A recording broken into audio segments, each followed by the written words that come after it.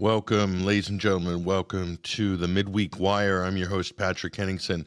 We will be welcoming onto the stage just in a few moments international human rights lawyer and author Arnaud Develay, as well as 21st Century Wire's own associate editor for global affairs, Freddie Ponton, both of whom are very well versed in this topic, as well as the deep geopolitical implications of this latest spat. Here we are up on stage between Russia and Azerbaijan. And as if we don't have enough to contend with internationally with Ukraine, with NATO's proxy war against Russia and Ukraine, it appears that a new front has opened up. And this isn't just any front, ladies and gentlemen. This one straddles pretty much everything in Asia and the Middle East. It really connects Russia and Iran. It is a perfect midway point between those two countries, and it is absolutely being exploited by the West and a motley coalition of Western-led actors, some of whom aren't quite in the Western camp. We'll talk about that just briefly. But that's kind of where we're at right now. And now I want to bring you up to date on this as well. And to do that, we're going to have to look at a few things. One is just the timeline here of events.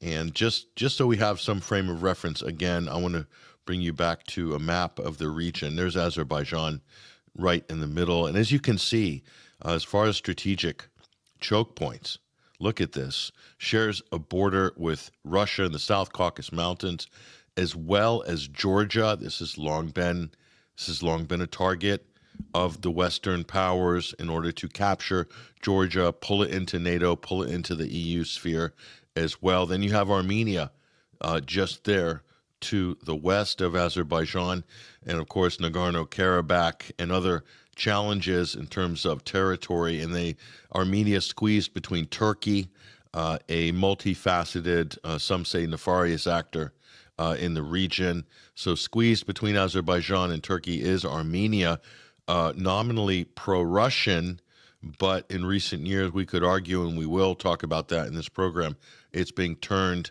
against Russia and becoming more pro-Western because of a client government in there. But Azerbaijan, most importantly to the south, as you can see, shares a border with the Islamic Republic of Iran. So right between Russia and Iran, don't tell me this isn't the most important geopolitical pivot in the world right now. And we're going to talk about that. We're going to look at the details of that. But just to get you up to speed on this, here is the timeline that we're looking at now. This is a genuine crisis. There's no doubt about that. Let me just get you up to speed as to how we got here. Now, things kicked off. Now, obviously, this crisis between Moscow and Baku, Baku being the capital of Azerbaijan, it has deteriorated rapidly this week, especially in the aftermath of a Russian police raid on suspected organized crime in one of their regions towards the south there with a large Azeri population. Now, immediately after this FSB raid, we're talking about the Azeri mafia. This turns out to be a long-running investigation, over 20 years old. So obviously it's something that Russian law enforcement's deeply involved in. But this was, you could say, characterized by the Azerbaijani media and by Azeri's interest in Russia as an ethnic raid. So it's Russia versus ethnic Azeris, but really it's a criminal organization. As we've found, as we've dug deeper, it's maybe more than that. Could be an anti-terror organization connected with Ukraine. But last week, the Russian FSB raided a suspected Azerbaijani crime ring in the city of Yekaterinburg. And pardon me for my long pronunciation of that, but it's part of an investigation of a string of murders dated back to the early 2000s, gang assassinations, contract killings, all of this sort of stuff. Now, unfortunately, during the raid, 2 elderly suspects died, one suspected of heart failure, and another one as well. The details of that, I don't have all the details of that, but we'll show you some of the footage of that when we bring our guest on. So six suspects in the case, all of whom are Russian citizens. Okay, they're Azeri, but they're Russian citizens. Shared populations during the Soviet era. This is not uncommon within Russia. So now Azerbaijan clearly playing the ethnic card. The raid and the death of these suspects has invoked the fury of politicians in Azerbaijan, and multiple figures and leaders are basically calling for retaliation against Moscow, accusing Russian authorities of targeting the alleged crime group on the basis of their ethnicity. So as you can see, it's all shaping up, and the usual suspects probably operating behind the scenes, the usual Western-funded, USAID-funded media organs in Azerbaijan are all at it right now, trying to stir up tension. And that's where we're at right now. So what does this mean? Potential retaliations, trade, all sorts of other things are up for grabs here. These two countries, obviously, Azerbaijan especially, is heavily dependent on Russian goods, Russian minerals, even Russian oil. As the Azeris don't, there's some of their oil they use from Russia domestically. They sell their own oil for the highest price available in the international market. So it is a convenient relationship with the Russian Federation in that. But here's where things really got serious. Russia basically arrested the heads of Sputnik news agency in Baku. So they're arresting these journalists, holding them basically in custody until trial for months. Now they've announced 4 months, and I think possibly. So shutting down all Russian media. This sounds like the West are behind this. Azerbaijan finds a Russian crime ring. Is the latest retaliation here. 8 Russian nationals arrested. Azeri officials claiming that they're involved in cybercrime, trafficking of drugs from Iran. Iran, of course, denies this. They say they have very strict control over the sale of narcotics. It's a capital offense in Iran. So the Azeri narrative here looks a little bit shaky. So we're not sure what to make of that. Now, let's bring on our guest, Arnaud Develay, onto the stage. He is an international human rights lawyer. He's also an author as well as a political consultant. Arnaud, welcome to the program. Hello, Patrick. Always a pleasure. No, the pleasure is all ours, Arnaud. And talk about a story that goes deep indeed. This one certainly does. Now, when I saw the arrest of the heads of Sputnik News in Azerbaijan, I knew that it was game on at this point, because these are usually this relationship has been tenuous for a number of reasons, but you've always had President Aliyev and Putin have always been seen to have a friendly public face diplomatically, even though obviously the relationship is fraught with all sorts of tensions, not least of all pressure coming from the West. And of course, the situation in Syria with Turkey is a very difficult one. What do you make of this? Just on first glance, Arnaud, what are your initial reactions of this Russian Azerbaijani crisis that's brewing now?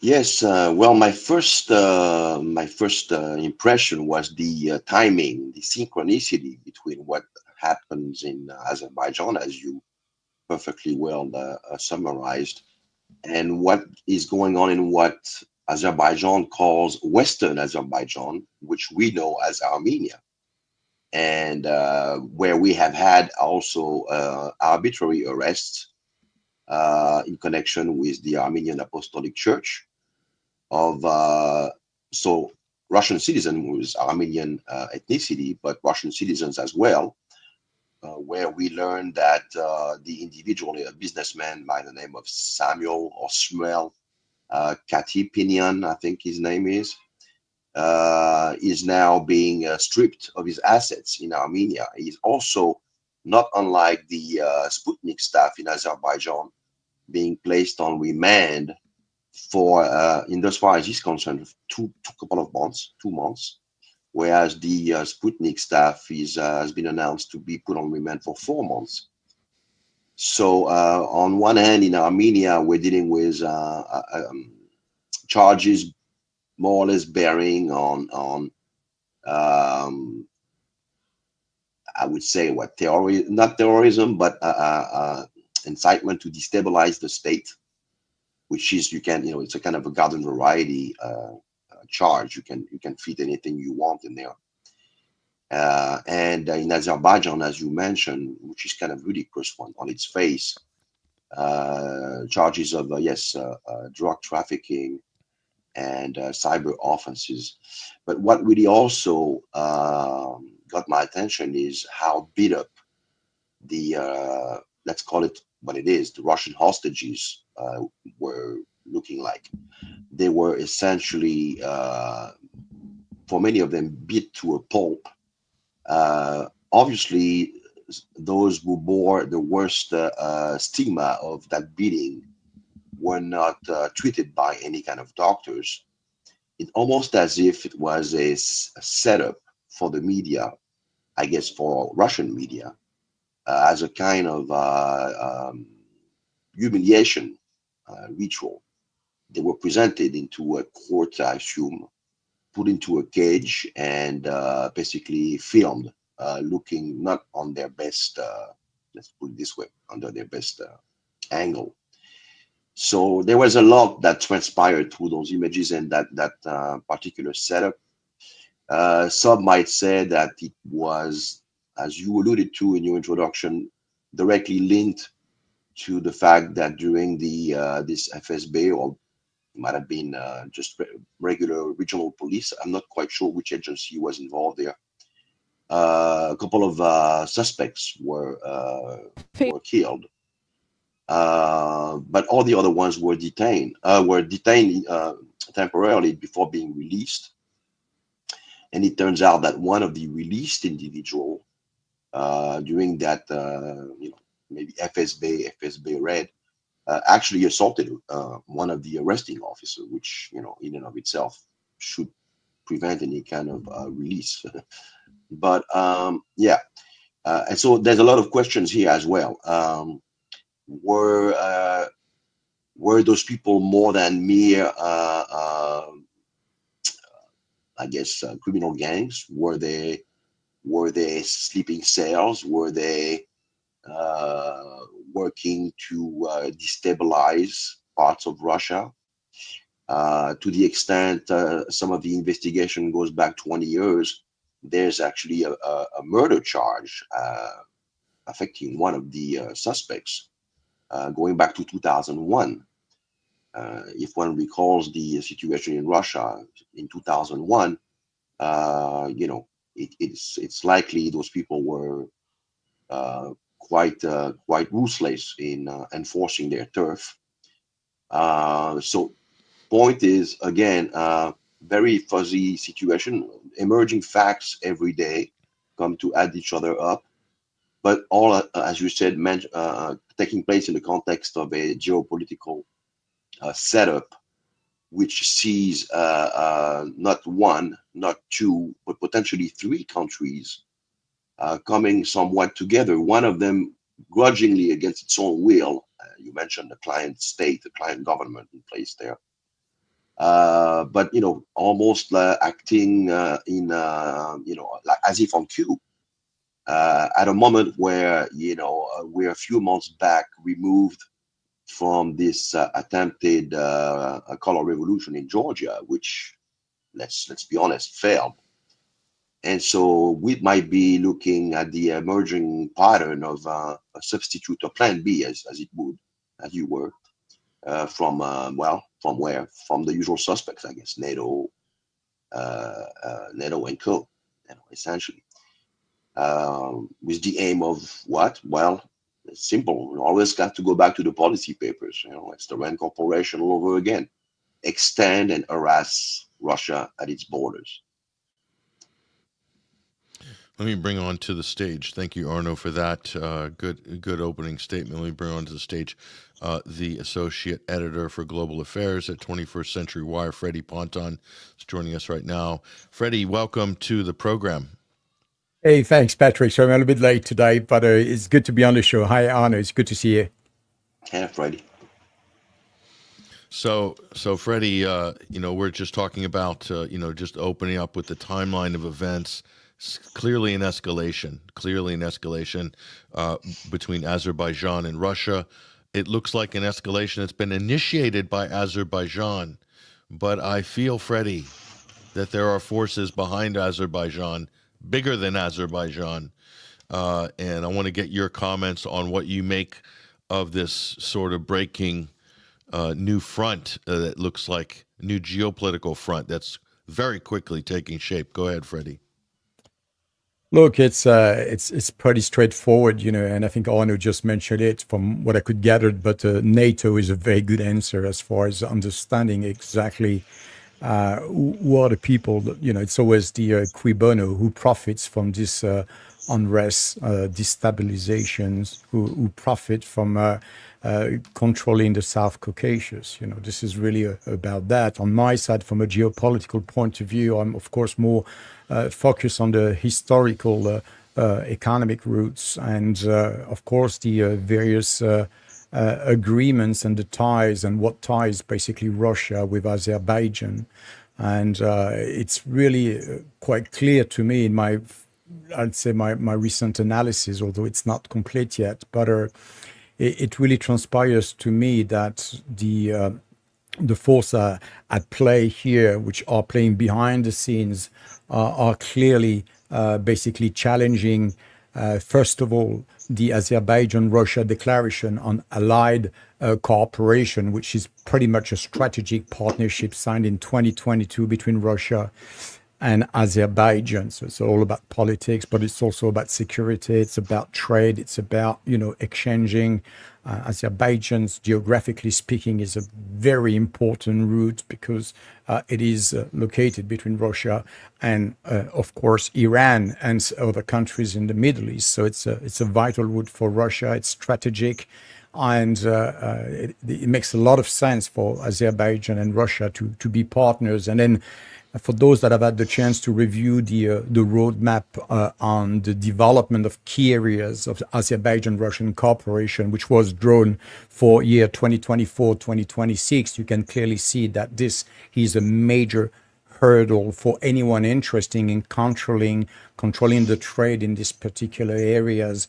So anything goes, really. I think the gloves are off, and we need to look beyond the vacuum of what the mainstream media has proposed us with, that usual narrative about, Russia being the bad guy, not being able to be, cannot be trusted. And you can clearly see in the reports that it's portraying Russia as, again, a not reliable partner, if you will, whether it's a strategic partner or not.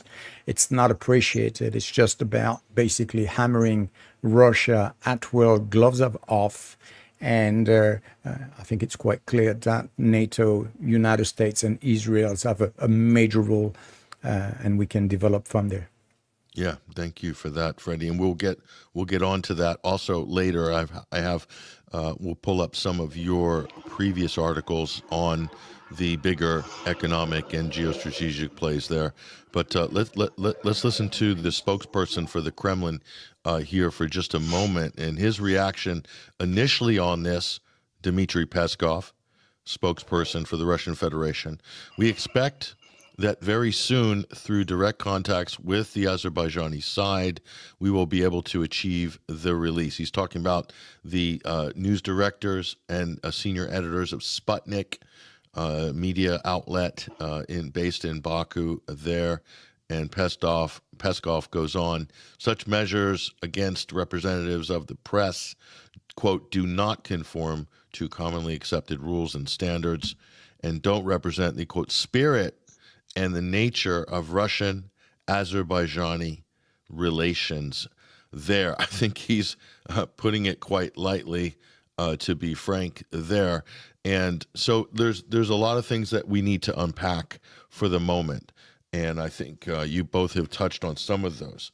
I will get to some of those key points in a moment, I think, that are going to expand this conversation a little bit. But let's also bring up on stage right now as well this, because I think we have to address this at the moment. Okay, what happened recently? U.S.-Israeli attacks on Iran. Azerbaijan has been implicated in using their territory as a staging ground for drone strikes against Iran. This is a major transgression if it's proven to be correct. Many people believe that this is the case. It is such a brazen move if it is indeed the case by Azerbaijan. And you see President Aliyev here with Benjamin Netanyahu. So it's no secret about the coordination between these two countries on a military level in terms of, arms sales, advisory roles, and so forth. Israel, for its own reasons, to have this as a relationship, they needed this as a relationship in order to get a leg up, as it were, against the Iranians. And I think we may have just seen that take place a few weeks ago. And this has grave implications for the region. The U.S. is also backing Azerbaijan, as is Turkey as well. So it doesn't look like it's getting better, this story. Arnaud, firstly, your comment on the significance of the Azerbaijani-Israeli relationship, and couldn't we read this as, by extension, as a U.S. also backed sort of relationship here as well? Your thoughts, Arnaud?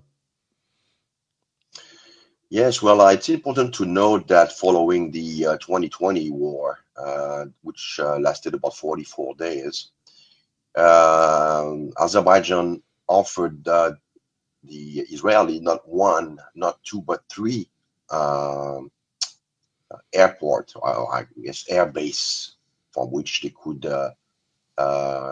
refuel F-35. This was before, at the time, obviously, the collapse of the Bashar al-Assad government. So Azerbaijan was viewed as a refueling stage, going around Syrian airspace. Now, obviously, the situation is pretty straightforward, literally and figuratively. But as you mentioned, it would appear that in the 12-day war, which is the term that we've come to use for the recent military conflict between Iran and Israel, some of the drones operated by the Israeli state initiated their mission from Azerbaijan. This was reported by a high member, I think, of the Iranian parliament, Majlis, and echoed by the presidency of Iran. And basically, politely but firmly prompting their Azerbaijani counterpart to conduct an investigation in that regard, while adding that Iran would assume or take on the appropriate course of action bearing on the conclusion of this investigation. From what I understand, Azerbaijan does not intend to conduct any kind of investigation on the matter. So that sets the stage for escalation between Baku and Tehran now. And hence, we're seeing two fronts. We were fond of saying that the Ukraine and the Gaza front, in a way, were somewhat loosely connected, or, the Syrian front at the time with the Ukraine front. But now we have the connection between what goes on in as far as Azerbaijani relation and Armenian-Russian relations are concerned, and the emerging pattern of ill will activities emanating from Azerbaijan in as far as Iran is concerned, with right smack in the middle of it all, the Israelis, egged on by the Americans and the British, who also have an air base in Azerbaijan. The British, go figure, stirring up ethnic strife. That's the specialty of the of British intelligence. So, yes. I mean, let's not be naive. Freddie, your thoughts on this? we add Israel into the mix here. We have NATO, we have Turkey, we have the United States, no doubt, looking to capitalize on this pivot as well. And look at the position of Azerbaijan, sharing a border with Russia and Iran. So if there's anything that provides the ultimate, you could say geopolitical joint or gear joint to re-engineer or to destabilize the region, this looks like the one. Freddie, go ahead. Yes, Patrick, I think Arnaud said it well.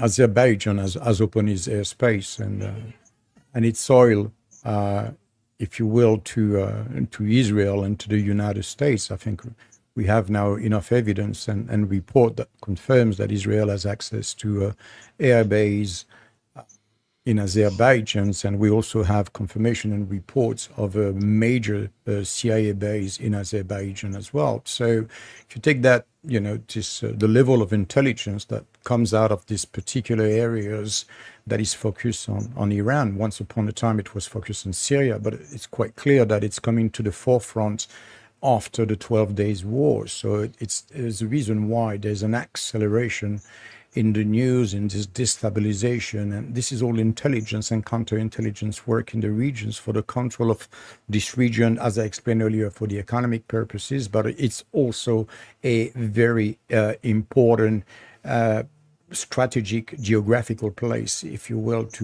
for NATO or for the US or for Israel to control should they decide to go back at war with Iran, because we talk about ceasefires and truce and all that, but at the end of the day, it is quite clear if you read the Israeli press that no one wants the peace. I think it is quite clear that Netanyahu feels that this is an unfinished business, and that he intends to carry on and to drag likely the United States further into this conflict. So it's not over yet.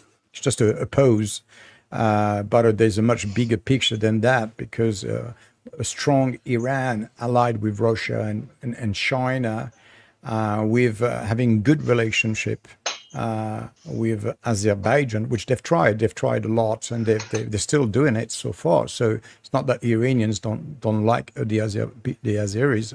Quite the opposite. They've done a lot to trying to smooth this relationship, and they're working at it. So they understand the importance of this region, of this country. Unfortunately, my personal view on this might be wrong, and that's okay to be wrong. But my personal view is that Azerbaijan is playing a bit of a game here that is a dangerous game, because when you're playing with small nations, the consequences and repercussions are small. But when you're playing with major players like Russia, China, and Iran, and you're trying to please Israel, you're trying to please the United States, you allow these countries to have base, to conduct intelligence operations, you become not just a vassal, but accomplice to war. You'll become an accomplice into that. So for now, we have a denial from the president, from Alef. He's denying all the alleged accusations with regards to the use of drone and mini aircraft, popping out of Azerbaijan and coming into the Iranian border. So he's denying. However, I don't think that Iran will make, and has no interest to make, false allegation. What Iran is saying to Azerbaijans, look, there's a lot of report there, and there is no fire without smoke, smoke without fire. Sorry. So clearly, something must be happening, and then if we know as journalists we are capable to find out and get enough evidence to comfortably say that there are intelligence bases used by the US and by Israel in Azerbaijan, surely the Iranian intelligence must have, and the Russian intelligence must have a lot of information on these activities. And I think this is really what it's all about at this moment in time. They got caught basically helping the Israeli and the US. And I think Russia is reacting, and I think Iran is more cautious. The Persians have a different mindset as the Russian, because the Russians can bully a little bit if they want to, because they're just a big state, a big player, a world player. Iran is probably not at this level, but clearly strategically they'll feel more emboldened with their strategic alliance with Russia. They just want accountability and they want to know where they stand. And that's where I think it's going to evolve in terms of placing on the chessboard, if you will, Azerbaijan, and understanding what Baku is going to be. Is he going to be another NATO vassal state? Is he going to be another Israeli, US-backed kind of a playground to kind of manage their both conflict? As you mentioned, Ukraine is still ongoing, and Iran is not even finished. So you have in the middle a country here that offered so much strategic position, geographically, geopolitically speaking, and that disturbed tremendously Russia, because Russia understands the value of Azerbaijan, and it's certainly not interested in not undermining, but even damaging this relationship. So someone is playing behind the scene, and that's what we are seeing at the moment.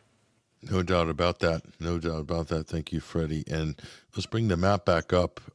Arnaud, Freddie alluded to some things that may be going on from our intelligence services in the U.S. Of course, the British are no doubt have an office and a file open on this area for decades, at the very least.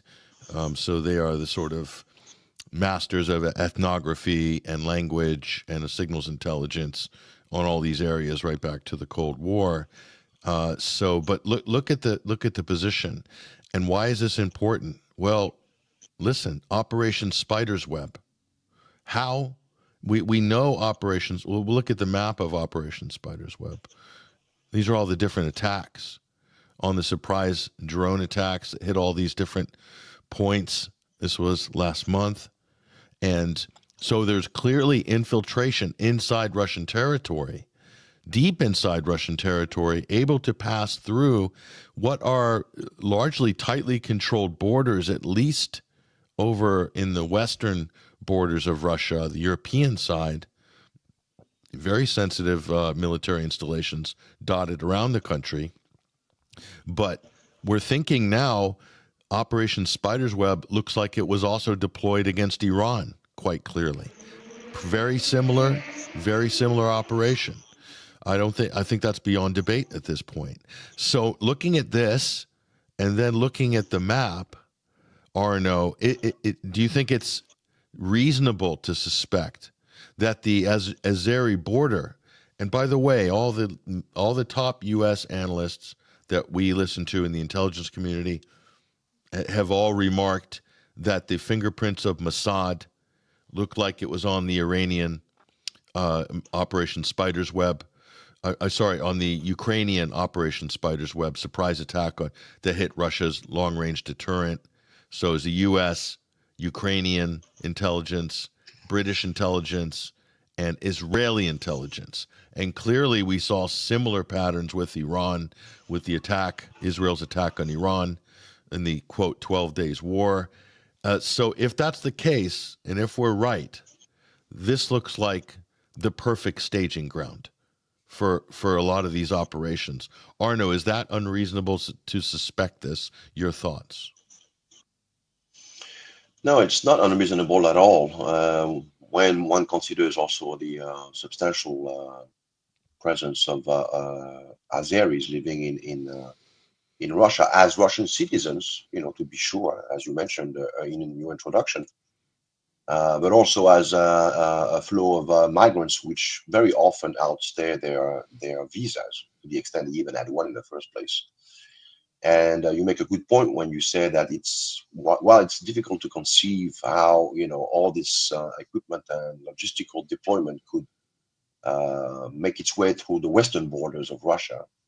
The opposite is somewhat plausible as far as the underbelly of Russia. So you could easily, yes, use transit routes, accomplices on the other side of the border, to collect equipment that is disassembled and hidden carefully within, I don't know,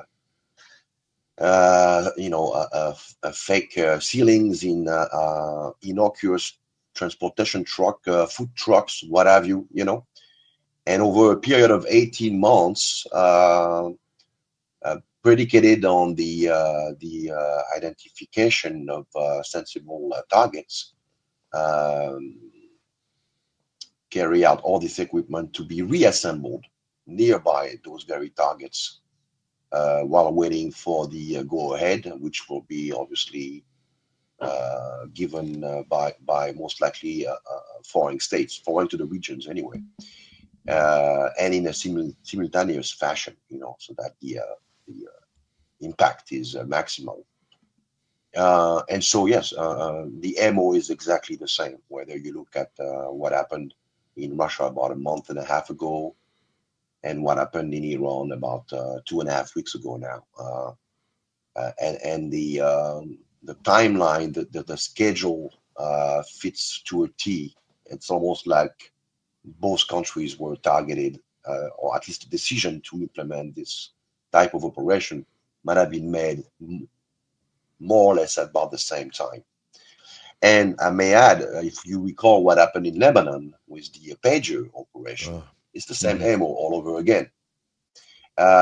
If I may say, there's an interesting aspect to the Iranian operation, is that one of the high commander of the Guardian of the Revolution, he was responsible logistically. He was the architect essentially of True Promise 1 and 2, which had such an impact in as far as its accuracy and its ability to penetrate the vaunted Iron Dome.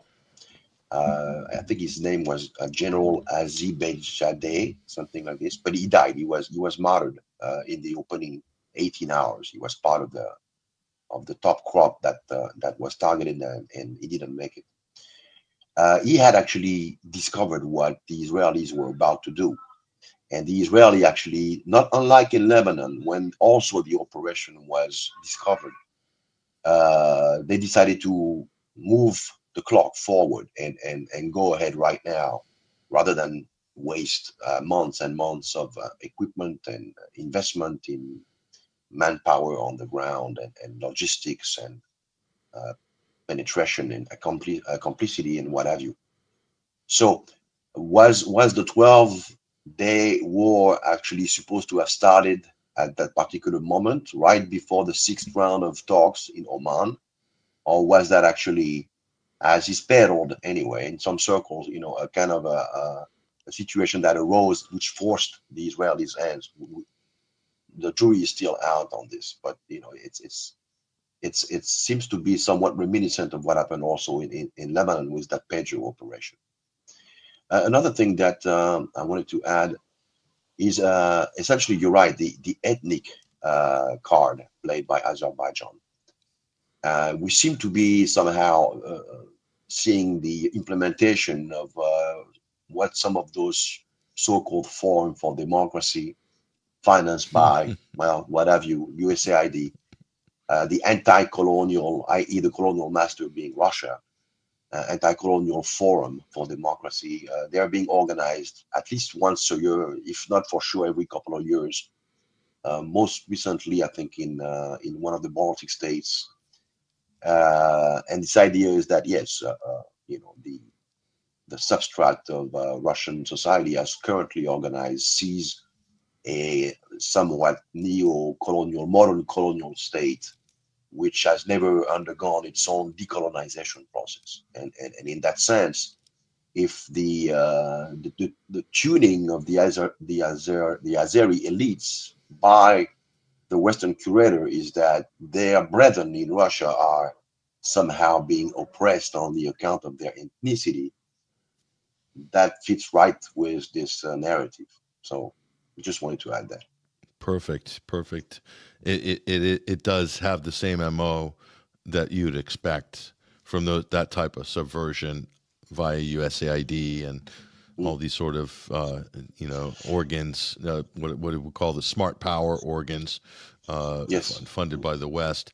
Now, I will add that there are 14 million Iranian citizens of Azeri descent or Azeri ethnicity living in Iran, 14 million, which are most of them living nearby the border between Iran and Azerbaijan. So that could be also a huge reservoir to activate, to the extent some seriously engineered appeal to their real loyalty is done, predicated on the development of a geopolitical crisis. It's something that also has to be keeping people awake at night in Tehran. And I just brought the ethnography and religious map up on the screen for Iran. And as Arnaud was just saying, the 12 or 14 million Iranians of Azeri descent there up in the northwestern tip of the country. Those are in aqua blue, bright aqua blue. You can see up in the just the upper left-hand corner of the Iranian territory there, next to a brown enclave that represents the Kurdish enclave within the Iranian borders. And then you can see there's other groups as well, most notably the Baluch group, or Baluchistan, as it were, just in the lower southeastern tip of Iran, just down there on this, near the Gulf of Oman. And so that's also consequential, obviously sharing a border with Pakistan. The Baluchis, of course, used by Western intelligence previously in order to destabilize and so forth. Obviously, a lot of arms trafficking through the Baluchi markets and so forth, notorious for that. And so, yeah, there's a big discussion there. Certainly, the Brookings Institute, the RAND Corporation, look at this type of map, as do British intelligence, thinking 12 ways till Sunday. How can we disrupt, break up, and destabilize this country along the various religious and ethnographic lines? Now, Freddie, I want to just go back very quickly and get your comment on what we were talking about before. Freddie, it's no secret that the Ukrainians are working out of country now. We saw that in Syria before the fall of Bashar al-Assad, the deployment of drone tech and all these sort of asymmetric warfare tactics that have been perfected in Ukraine. And so, if this Ukrainian operation, quote, Spider's Web, was deployed via Azerbaijan, as well as other terrorist attacks inside Russia, reminiscent of Operation Gladio, but more specifically, almost a repeat in Iran with Israelis attack here. Now we have this bigger kind of constellation of intelligence and operations that include the U.S., that include NATO intelligence, that includes Israeli intelligence, Ukrainian operatives and intelligence as well, and pretty much British intelligence, MI6. So this is a bit frightening and disturbing in that we're looking at this kind of larger entity of multiple states working together in concert to disrupt, to destabilize, to do terrorist attacks in Russia and in Iran. That's what it looks like to me. I want to get your thoughts on this, adding the Ukrainian element to this as well. Freddie, go ahead. Yes, look, it makes sense to me. It's hard to prove. The evidence there are evidence out there. It's just difficult to put this puzzle together because it's a real micmac of intelligence work. So you have operations, especially the British, involved in the design of these operations, and then after that, these operations are repeated, if you will, or they are reused, redesigned, if you will, depending on the theater. But there's absolutely no doubt in my mind, and based on the evidence that are available in the open source, that we can clearly see that the same actors are at play in Ukraine and in a war against Iran. So the geographic here is what really gives up, basically, and tells you that the northern part of Iran, with, as you mentioned, Erbil, Kurdistan, all these areas, plus this major Azeri community in the northern part of Iran and Azerbaijan's playing double game, it quite makes sense to me with the presence, the heavy presence in Baku of CIA, MI6, and Israeli Mossad. I think if you put it all together, you can clearly see that the center for the operation and the use of whatever design was put in place for attacks on Russian borders and Russian hotspots was transferred to that particular zone. Of course, it was applied to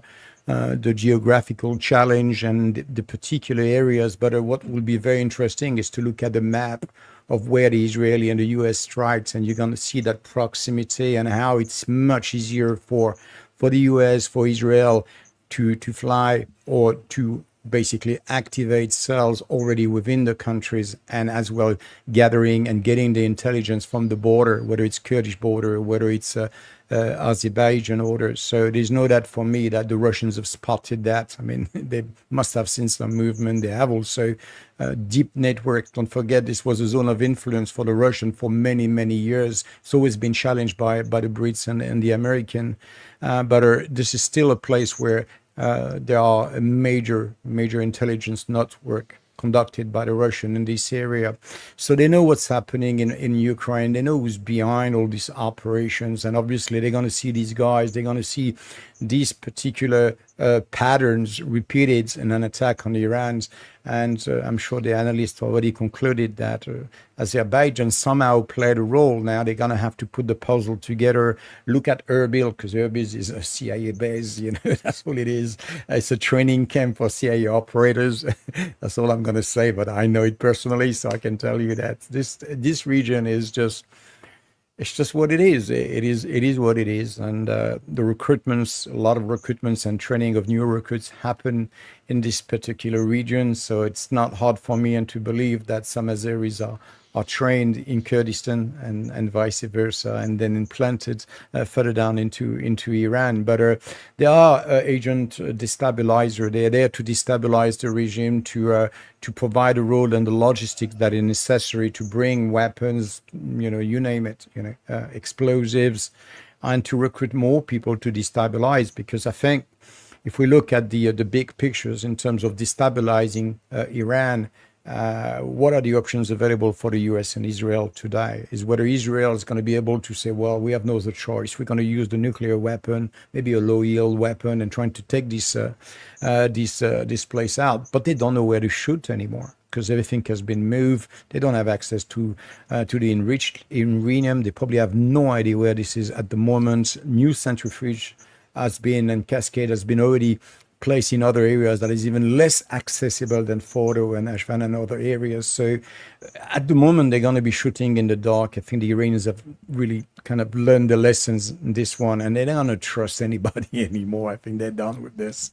So what are the options? And the options really at this moment is probably moving away from a kind of, heavy strike or nuclear low-yield strike to some kind more subversive, something that they can use and say, okay, why don't we use the assets we have within the countries and keep on feeding that and trying to create, a chaos, to coerce basically some part of the public into removing the current regime. I wish them good luck for that, because we saw the display of love they have for the supreme leader after the 12 days war. It's not going to happen in Tehran. It's not going to happen even anything near to Tehran. So it's going to have to come from the border, from these particular communities, and that's where the intelligence work is going to happen, I believe. I think Iran's going to benefit a lot from Russian intelligence from this particular region, which we know as the South Caucasus, because this is a region that the Russians know very, very well. And I think they're not going to show what they have, but I think they have their attitude, in my view, knowing the Russians, and I know Russian pretty well, that's what they do. They're not going to show their card, but they know what they're doing. If they're going to keep on putting pressure, and they're not going to put pressure via the media. They're going to sit down with the Azerbaijanis and say, okay, we know what you've done. There's two ways we can go. We can show that to the Iranians. They're going to get really pissed off at you because now you are called belligerents. Or we can reaffirm our our strategic cooperations, stick to the documents, stick to the treaties, stick to what we've put in place. And the idea of pushing Azerbaijan in the arms of Turkey for security purposes is extremely challenging, and it's not given. It is just not an easy shot, because Azerbaijan will be a constant target from now on if that was to happen. Yeah, and then there's the Turkish claim that Azerbaijan is part of the greater Turkic tribe and so forth. So this gets into the new Turkey, neo-Ottomanism. But listen, before we go, I want to talk about Armenia, because this is a moving part on all this now. Now, before I get to there, I want to bring this up on screen. I just want to get both of your opinion very quickly on what you think about the former Iranian President Raisi, who was killed in a helicopter crash after visiting the border, a shared sort of dam project between Azerbaijan and Iran. They christened this new part of this infrastructure project, and on flying back, Raisi disappears in the fog, and everyone killed on board his helicopter, including other high-ranking officials. Now, at the time, there was no evidence that foul play was involved. Certainly, Iranians are not admitting it. But in your opinion, seeing everything that we've seen now in the last couple of months since then, I want to go back to both of you. We'll start with Arnaud. Do you think there was potential involvement of, Azerbaijan, Israel, or other actors? In other words, do you think this was more than an accident, the death of President Raisi? Arnaud, go ahead. Well, to be sure, at this day, there is no definite answer to this, what is an allegation at this point. Suffice it to say, though, that those bases, Israeli RAN bases that I've mentioned earlier, happen to be located in the southern part of the late Artsakh, so-called Artsakh Republic, which is right next to the border area where the ceremony took place, after which Raisi attempted to fly back to Iran. So it is not outside the fathomable to imagine that there might have been some, what you might call it, I guess some devices, some technology activated so as to render the control of the helicopter useless, with the consequences that in the current weather, in the then weather conditions, this would ensure that the plane would crash, the helicopter would crash. But again, I'm just speculating at this point. But you have to look at the area again. You always look at the maps, and south of the because the enclave of Nagorno-Karabakh was not the only area proper reclaimed by Azerbaijan, but also a whole slew of regions south, west and south of this enclave, going all the way down to to the border with Iran. So those are the areas where those Israeli bases are located at. Thank you. And Fred, your thoughts? Do you think there was any foul play with the death of former Iranian President Raisi in this helicopter accident, so to speak? What do you think? Do I think there was a foul play here? Yeah, absolutely. I think. Can I prove it? No, I can't. But this is the natures of sabotage. This is this covert operation, this kind of technology that I use today that are untraceable. There's so many ways to take out choppers, planes, without leaving a trace. And this technology is available today to, in different countries, in the United States, certainly in Ukraine, certainly to Israel. So could they do it? Absolutely. Can we prove it? Right now, I'm sure the Iranians are still looking into it. But technology evolves, and forensic is catching up. That's what forensic do. You go to a crime scene, you're going to discover, or you're going to try, you're going to analyze what exists, what's out there. But if there are new products, new things that are being used, you might not necessarily spot it straight, but maybe later on, and I'm quite sure, within years, we might have more informations on this. But right now, we're in the dark, and I don't think the Iranians are interested in keeping this story out. They've moved on, like they did when they were attacked, by surprise in June, on the 13th. They did the same. They moved on. They react quickly. They reorganize themselves. They don't want to see weak, and they want to make sure they send the right signal out there. But I'm quite confident that they are still looking into this. I'm quite confident they are still looking into it, but they won't speak about it because also this relationship with Azerbaijan is very important to them. So this can be, again, if they find something, you will never hear about it. They'll never make it public. This is going to be a leverage against, positions, geopolitical move, intelligence, and so on and so forth. So I believe we will never, hear from that, even if they were to find it, unless it's leaked internally. It's worth more in the drawer than it is outside in public. Yeah, that's how it works. Yeah, I think you're right. This being said,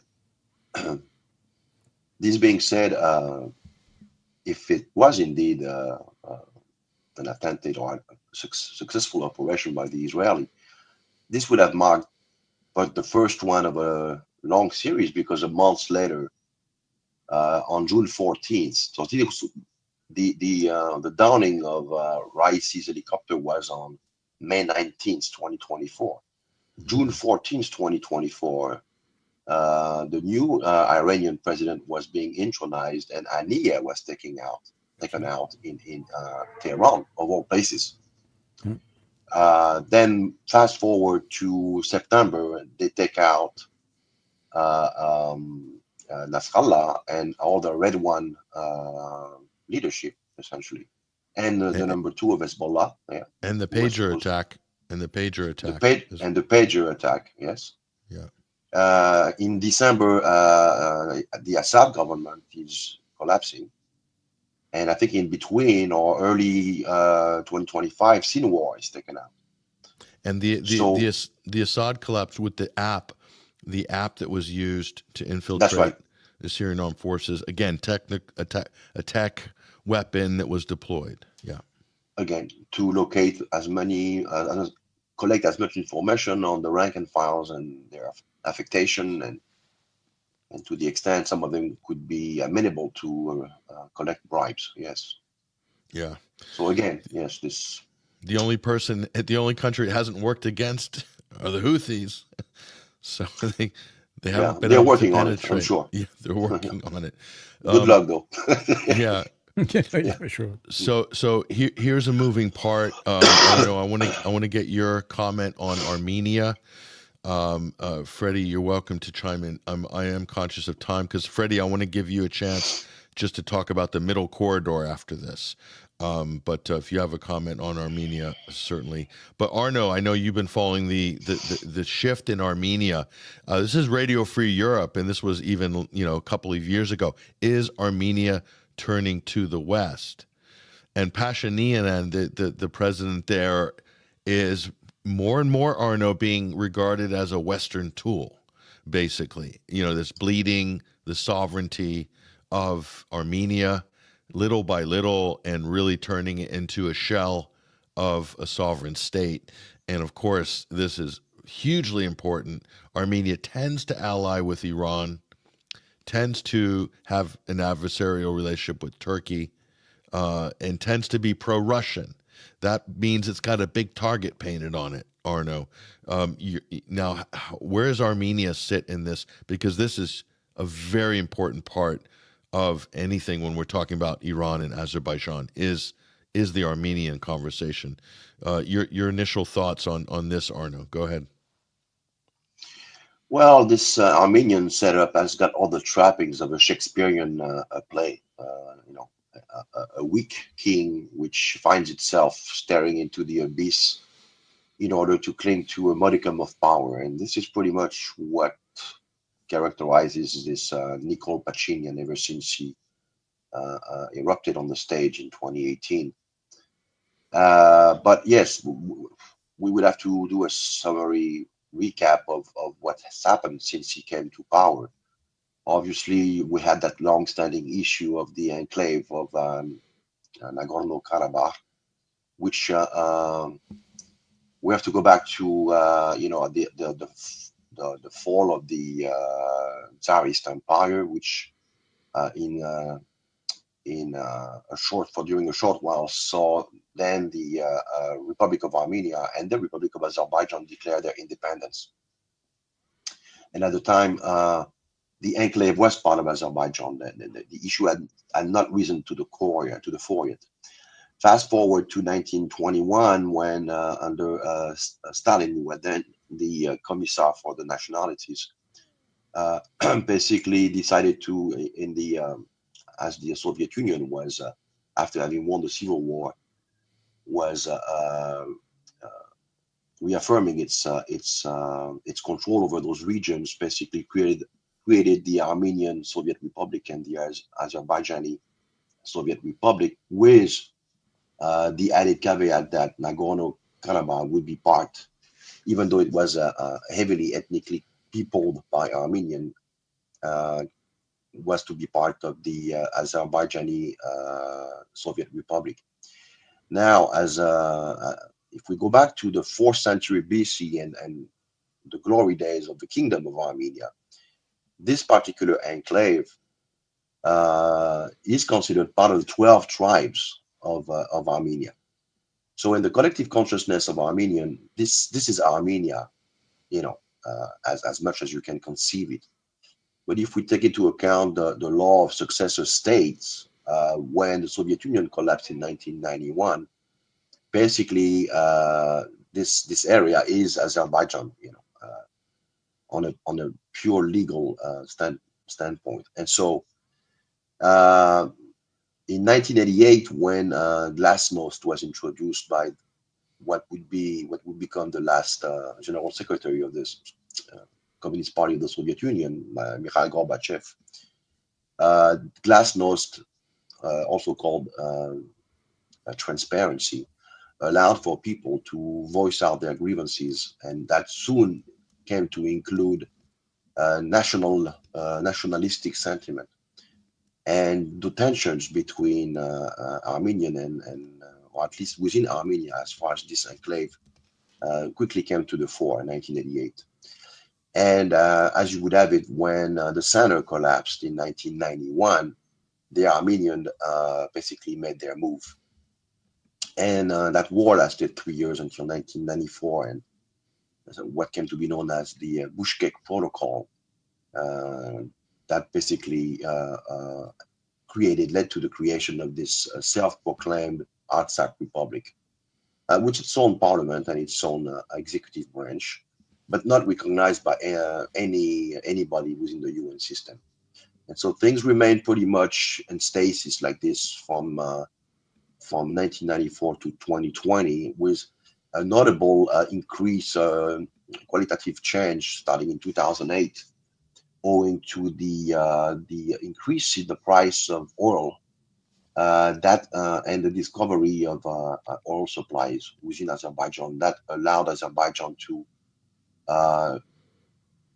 quintuple, multiply by 5 its military budget, and in so doing benefit also from technologies from Turkey, obviously, as you mentioned, the Turkic nation par excellence.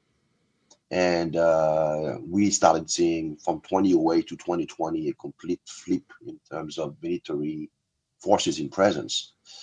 And so when Azerbaijan felt that it was ready to move in and wash the front of 1994, they moved in. They moved in for the kill, and that was not even like a fair fight. Now, to be sure, during that time, the 2020 conflict, Pachinian, that was noted by an Armenian expert, and that's quite important, never deployed the Armenian army per se, but only called for volunteers militia to go and fight to defend the enclave. So that in a way, it was almost as if he never gave the Armenian people at large all the tools that they would have needed to, at least maybe fight the Azerbaijani to a standstill. But basically, that's what happened, and they were soundly defeated after 44 days. And more recently, the Azeri basically went for the final kill. They imposed a blockade on the enclave, and they proceeded to liquidate this Artsakh Republic anomaly and have it become de facto and de jure as it was always meant to be a part and parcel of Azerbaijan. In the meantime, a significant portion of the 100 and some thousand people who lived of Armenian descent who lived in the enclave for security reasons were forced to flee toward Armenia proper. So there's the issue of the UNESCO patrimoine still lying in the churches. Those are millennia churches, but to the extent there's but a skeleton crew maybe left there to attend to them, and they're not being attended by worshippers anymore. And we know what happened. I mean, Azerbaijan made a lot of promises to give grant equal rights to those who would wish to stay behind and grant them Azerbaijani citizenship. But you have to understand that as an Armenian in the Armenian collective consciousness, the cohabitation with Turkic people in general has not gone well historically, and so those are empty words. And to illustrate that point, many of those people who were forced to flee actually burned their houses down, so that the Azerbaijani would not just come in and scoop it up. So ethnic this cleansing. Is basically the situation. Yes, yes, exactly. It's really so terrible. This is the setup. But politically, obviously, Pashinyan is now being pointed as the guy who lost part of the of one of the core of the heart of Armenia in the public consciousness anyway, if anything. And so he's a lame duck. There's going to be elections in Armenia in 2026, which, if we go by current projections, Pashinyan should lose them. This could explain also why he's stepped up the agenda to show himself to be an indispensable tool to whoever he's talking to from the West, because he needs protection now. And in exchange, I guess they're the one now telling him to accelerate the dismantling of the Apostolic Church in Armenia. Apostolic Church, as the name indicates, is that every top clergy leader of this denomination is actually appointed by direct successor. If we go all the way back to the apostle Saint Gregory, Saint Gregory the Illuminator was the one who founded the Apostolic Church in Armenia. Armenia was the first country to convert to Christianity in 301 AD. And so it is in the national sense, not just an administrative construct. In the national sense, the Apostolic Church of Armenia is the stronghold of Armenia. Any Armenian, wherever they live in the world, to establish their right to citizenship, have to show their certificate of baptism as a proof that they belong. So what essentially, and I'll try to be brief and wrap it up here. What Pashinyan is trying to do essentially is somewhat of an Armenian redux of what we saw in Ukraine in 2018 when they induced this artificial schism. What he wants to do is try to create a government-friendly Church of Armenia, which has no resemblance whatsoever, because by replacing the I don't know how they call it locally, but the top person at the clergy right now, who's whose house was raided by people dressed up in anti-terrorist gears, like just a few days ago. They attempted to arrest him. A lot of people knew about it. The bells usually they only ring when there's a major emergency, major event. They were ringing. Everybody came and formed a human cordon around the residence of this. It's not a patriarch, obviously, but this archdiocese. Similar, yep. Yes.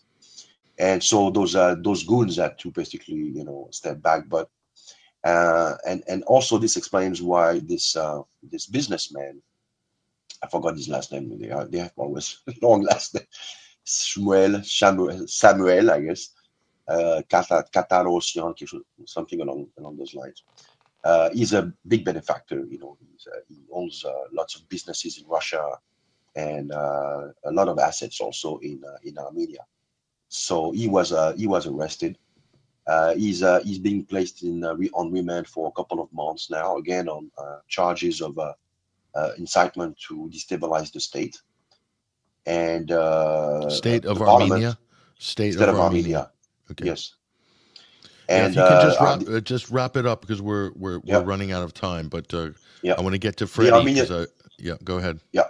The Armenian parliament yesterday adopted a law to basically strip him of his assets. So we can expect that he will be at some point released because he's a Russian citizen, and I don't think they want to go that far. But basically they are removing what they perceive as the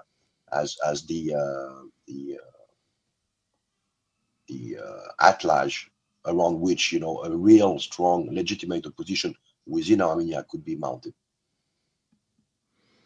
So again, all eyes on Armenia. It's definitely a weak link there that's in the process of, they're trying to collapse it, basically. Thank you for that, Arnaud. Now, Freddie, I want to finish off here about just a quick look at the geopolitical significance of all of this here. This is an article by Freddie Ponton up at 21stcenturywire.com. South Caucasus instability and new battle for the, quote, middle corridor here. Just very briefly, Freddie, because we only have a few minutes and I have a couple of these articles I want to show real quick. Obviously, there's this one. Also, Iran and China railway project, the steel arteries of independence. That's also a really important one, as well as this one here, the International North-South Transport Corridor, the INSTC, the underlying cause of U.S.-Iranian tensions here. And obviously there's a very strong case. Of course, we've got the maps as well. As you can see, Azerbaijan playing a absolutely crucial way station role within that whole matrix of this potential new trade route that's going to connect Europe and Asia in ways that have never been seen before in history. I do probably think this is a problem for the Americans and the British, for starters, as well as probably the Israelis too, who have an eye on the Suez Canal and controlling that once again. So Fred, on this point, we'll go back to the middle corridor. I want to give you a couple of minutes. If you could just quickly run through these three items and why they're significant in the context of the story we're talking about today. Go ahead, Fred. Sure, thanks, Pat. Well, this is really about the trade between Asia and the East and the West, if you will. This is really this critical route that is embedded as part of the Belt and Road Initiative. So China, Russia, and all the countries, the five-nation railway corridor, known as the FNRC, are very much focused on stabilizing this economic corridor. Now, how does that plug in is really where it's important. We've covered a lot the Middle Corridor Initiative, and it is increasingly crucial, as I say, to understand these trade routes are connecting not only just China, but Central Asia, and of course, all the way down to Europe. And that's basically when Azerbaijan comes in, because if you will, the vital trade route in the South Caucasus is known as the Zangezur corridor. Okay, it's really what it's about at the moment. And if you're reading the Azerbaijani press at the moment, especially those sponsored by USAID kind of, outfits or, endowment for democracy, you'll see that they are keep on reporting that Turkey and Armenia and Azerbaijan have been basically are very close to a consensus that would essentially eliminate Russia's involvement in this particular strategic corridor, that is the Zangezur corridor. So that's a very good point to understand, because obviously Russia has a very important role to play in that. And what they're trying to do is to remove Russia role or potential role in these corridors and replace it with Turkey, Armenia, and Azerbaijan. So that's a really a considerable disruptions from the plans and the roadmap that Russia and Azerbaijan have laid together over the past few years. And that really creates a major geopolitical tensions, because what it does, it's really kind of stop, if you will, and it's kind of undermine the northern routes as well as the middle corridors in terms of accessing the route into Europe. Because at the end of the day, you can bring all your product and all your trade to Baku, to the Caspian Sea, but you need that road to take it through Armenia and then all the way down to Turkey and Europe. If you cannot do that, then you're going to have to go the northern road. And because of the conflict with Ukraine and so on, everything is more complex at the moment. So I think the timing at the moment and what we are seeing and the events that we are seeing are very much about punishing Russia and trying to convince Azerbaijan to remove Russia from these equations, and having Armenia and Turkey becoming the new kind of partners into this Zangezur corridor. I'm going to write about this, and I'll probably publish something about this tomorrow. But if there is a story, this is the one. This is the story of the Zangezur corridor, Patrick.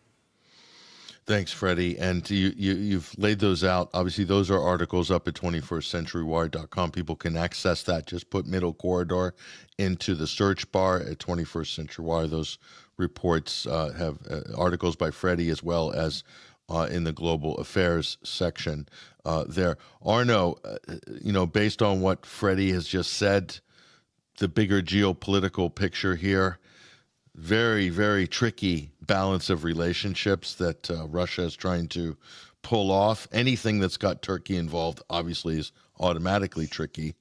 But just your reaction to what Freddie is talking about, Arnaud, before we wrap this up. Go ahead. Yeah, well, it's reminiscent of the backdrop to the Syrian so-called civil war, which is all about pipelines and trying to get the premium access to energy resources to your clients. And so what we're seeing is just somewhat of a larger version, because obviously, as Freddie pointed out, this middle corridor fits within the larger network of nodes characterizing this One Belt, One Road initiative. So we're dealing with nothing less than whoever, it's a winner takes all situation, essentially. If what we've come to call the Primakov triangle, i.e. Russia, Iran, and China, somehow managed to ward off the hyena from NATO and their client states, they'll be able to establish, a contiguous and prosperous trade network of trade routes for the next century. If not, then the West might find a way to postpone its long announced demise. It's a very existential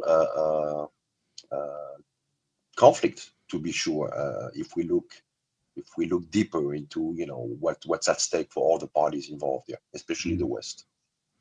Yeah, it is, and that's why I wanted to end this discussion on this, because I think this is obviously the bigger picture here. I think you both agree on that, and there is a huge amount at stake for everybody involved, not least of all the Russian Federation and China and Iran, just for starters, but pretty much everybody else somehow, either on negatively or positively, has a stake in what's going to happen at this geopolitical pivot point.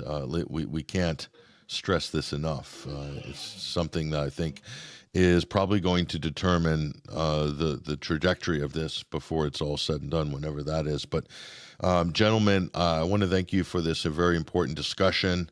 Obviously, a little bit off the beaten track, this topic, compared to what everybody's talking about right now. But I do think that this is important, and it just connects everything. And I can't think of two better people to talk about this with than Arnaud Develay and Freddie Ponton. Thank you for joining us on the Midweek Wire, both of you. Yeah, Thank you. No, for another informative discussion, folks. And again, those are all up at 21stcenturywire.com. We'll have other reports in due course on this as well.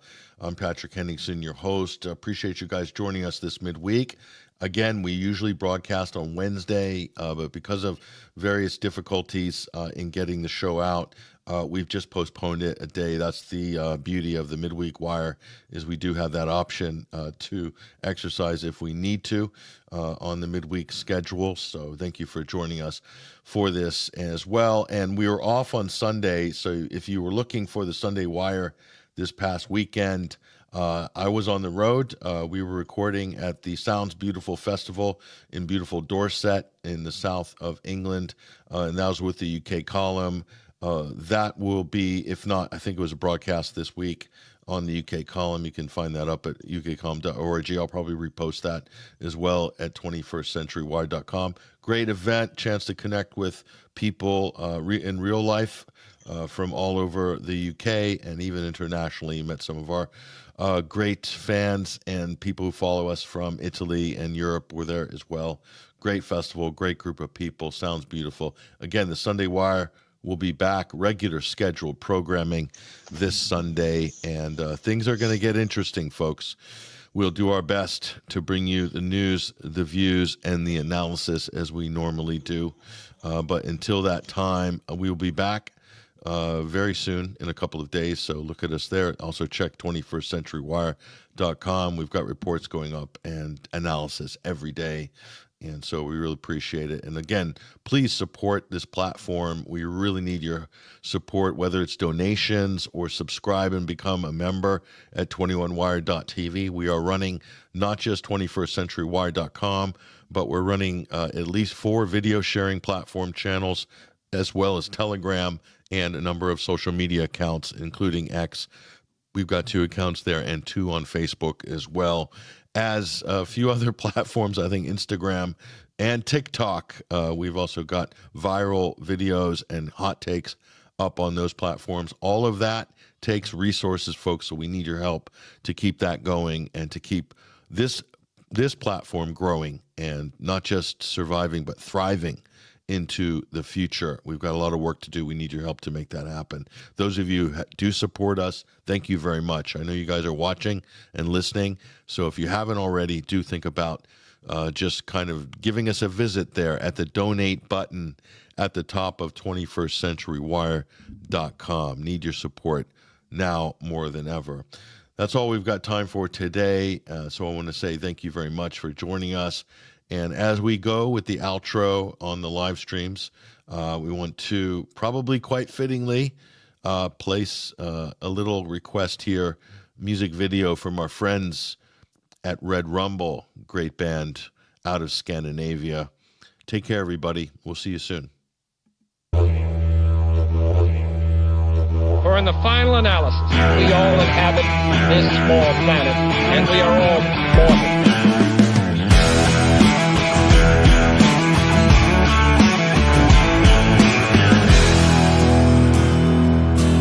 Lately I've been watching the world gone mad. Brothers and sisters full to take a stand, to hate their fellow man, another man.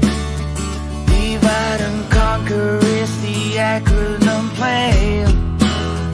Distract the people, control the story. Don't believe your lying eyes, you know me. Stay in power no matter what.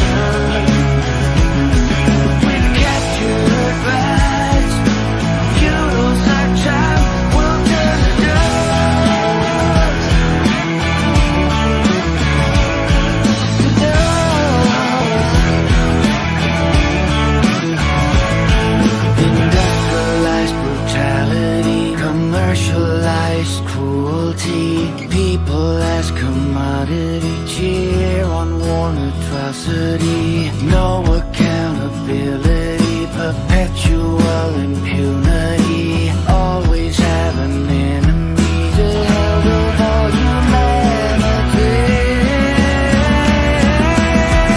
In power, no matter what, playing with the doomsday clock.